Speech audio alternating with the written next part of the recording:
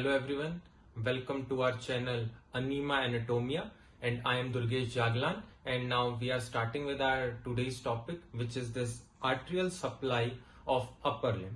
So in this particular part we have this 5 main vessels which we have to see in this particular topic, which are we are taking from the proximal to distal. So in this there are subclavian artery, axillary artery, brachial artery, radial artery and ulnar artery. So first of all we will talk about this subclavian artery. So the arterial supply to the upper limb begins with the subclavian artery. On the right, the subclavian artery arises from the brachiocephalic trunk. On the left, it branches directly from the arch of aorta. So in this particular part, the subclavian artery travels laterally towards the axilla. We can see it is traveling. This is the subclavian artery traveling laterally because it is the medial side and this is the lateral side. So it is traveling laterally towards the axilla. So this portion is known as axilla. So it can be divided into 3 parts on its position relative to the anterior scalene muscle. So 3 parts we will see. So first part is the origin of the subclavian artery to the medial border of the anterior scalene muscle. So medial border of anterior scalene muscle. The second part is posterior to the anterior scalene muscles, and third, the lateral border of the anterior scalene muscle to the lateral border of the first rib. So in this lateral border of anterior scalene muscle to the lateral border of first rib. So as at the lateral border of this first rib we are seeing, so in this the subclavian artery enters. So let's erase for some clarity. In this particular part, when at the lateral border of the first rib, the subclavian artery enters axilla. It is the part known as axilla, and this subclavian artery when enters the axilla, it is known as axillary artery. So let's move on to axillary artery. So let's erase for some more clarity. This axillary artery lies deep to the pectoralis minor and is enclosed in the axillary sheath. What is axillary sheath?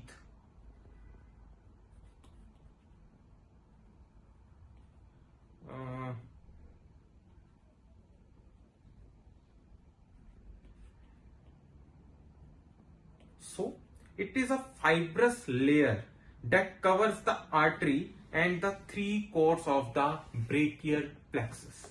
So here also the artery can be divided. This axillary artery can be divided into 3 parts on the basis of the position relative to the pectoralis minor muscle. Friends, in the previous one we have seen the subclavian artery on the basis of the anterior scalene muscle, and in this particular part we are dividing the axillary artery in 3 parts on the basis of the pectoralis minor muscle. So let's write. The first part of axillary artery is proximal to pectoralis minor muscle. The second part is posterior to pectoralis minor muscle, and the third part is distal to pectoralis minor muscle. So Now we are classifying the main branches of axillary artery.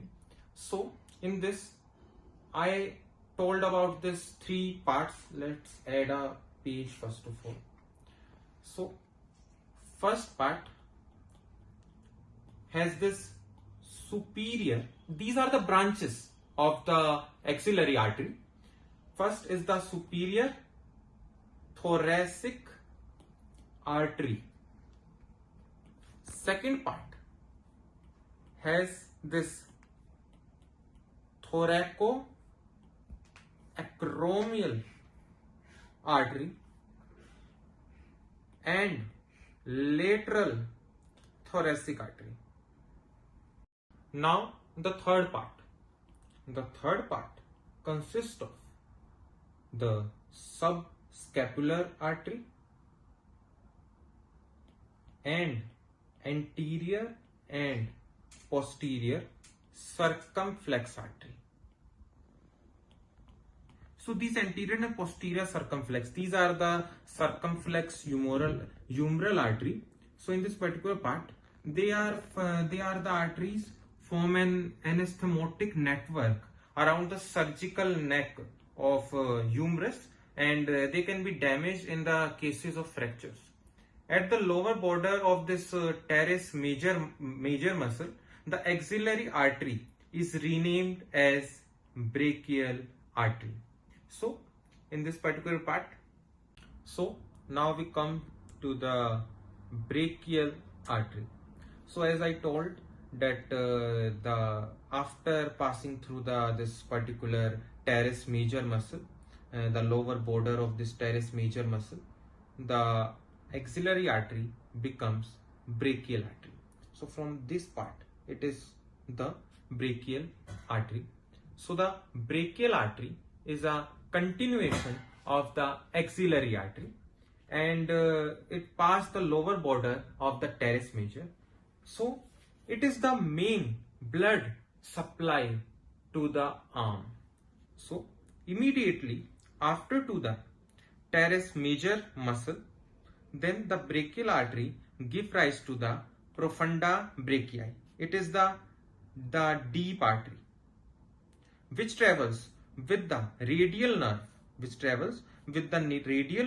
in the radial groove of the humerus and supplies the structure in the posterior aspect of the upper arm. Then, like example is the triceps brachii muscle. So the profunda brachii artery terminates by contributing to the anastomotic network around the elbow joint. So here there is this anastomotic network around this elbow joint. Next, the brachial artery properly descends down the arm as it moves through the cubital fossa underneath the bicipital aponeurosis. The brachial artery terminates by bifurcating into the radial and ulnar arteries. So you can see there is this radial artery and ulnar artery. This is the bifurcation, and this is after this profunda brachii.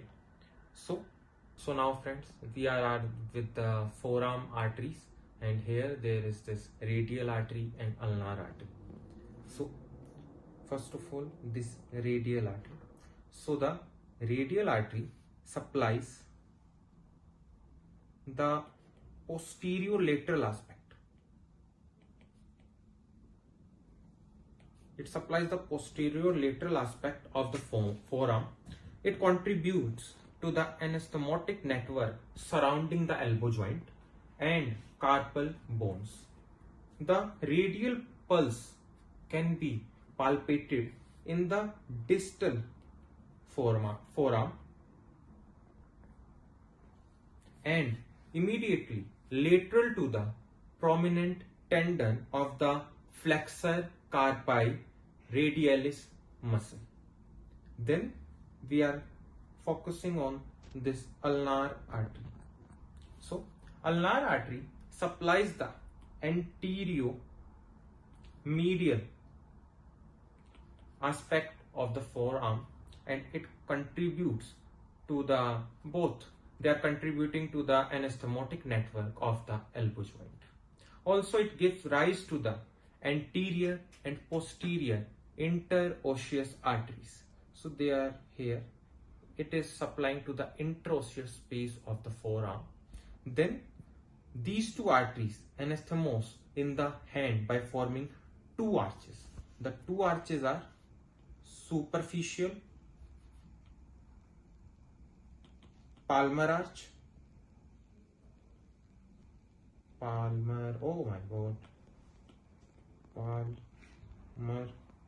arch, and deep palmar arch. Okay, now here we comes to the hand, the superficial and deep palmar arches. Deep palmar arch and the superficial palmar arch. So this is the deep palmar arch, and this arising more distally is this superficial palmar arch. So the hand has a rich arterial supply with many anastomoses between vessels. So this allows the hand to be perfused even when under the high pressure to the flow. We can take an example like grasping or applying pressure. Then there is this arterial supply to the hand begins with the radial and ulnar arteries. So the ulnar arteries enter the hand anteriorly to the flexor reticulum. So it is entering anteriorly to the flexor reticulum and laterally to the ulnar nerve. It gives rises to the deep palmar branches and continues laterally across the arm as the superficial palmar arch. So radial artery is continuing as superficial palmar arch laterally. Then comes the radial artery. The radial artery enters the hand dorsally. It is entering dorsally, crossing the floor of the anatomical snuff box. If it turns medially and travels between the heads of the abductor pollicis muscle, the radial artery supplies a branch to the thumb. As we can see, it is supplying the branch to the thumb and then the index finger and to the superficial palmar arch. It then continues as the deep palmar arch. So the radial artery is continuing as deep palmar arch. So here this deep palmar arch is supplying to the thumb also, as the explanation to my point I said. As a result, there are two arterial arches are formed, the superficial palmar arch and the deep palmar arch. The superficial palmar arch is located anteriorly to the flexor tendon in the hand and deep to the palmar aponeurosis. It gives rise to the digital artery, which supplies it to the four fingers.